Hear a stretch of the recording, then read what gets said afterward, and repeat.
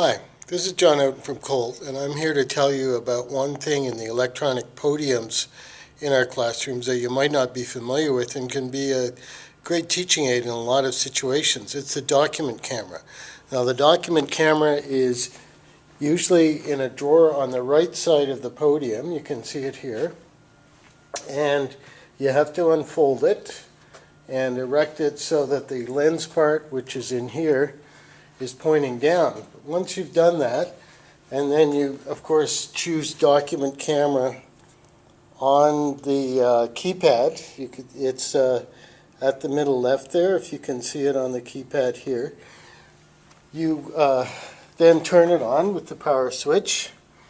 Press the camera or PC, which is the sort of half illuminated button there.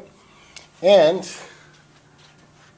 assuming that you've turned the podium on in the first place, which you had to, whatever you have on the document camera will now show up on the screen. And what you're looking at is an upside down dime at the moment. So one thing you can use the document camera for is to take some very small part or detail of something and talk about details. Get students to comment on it, look at it. So small electronic or mechanical parts, details of medical equipment are obvious possibilities. Here's another example. I'll take something pretty common, which is, as you can see, a Band-Aid. Put it under the document camera, and then you can see how easy it is to talk about it, whether you're interested in design of it or the packaging of the contents or whatever.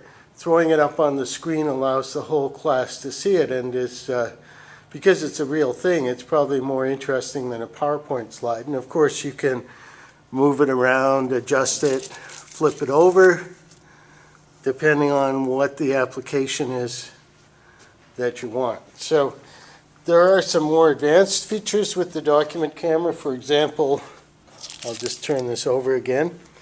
You can focus in or out, although it does have a good autofocus.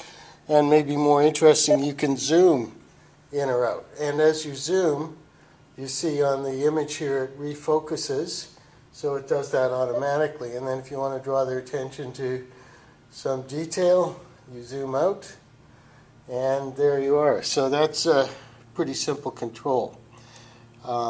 So another possibility for what you can do with the document camera is, of course, to actually put a document on there. So in writing classes, you might want to talk about some writing issue and put a document up there, and then with a pen or with your finger, you can highlight certain details, you can point to things, you can make students aware that you need to have a manicure, which is probably the case in mind. You could take a sample of student writing with, of course, the student's permission, put it on the document camera, and then have the whole class look at aspects of it. How is it put together? So I think that's probably enough to give you a sense of how this works. It really is a versatile tool, and in many ways replaces the old opaque projector we used to have.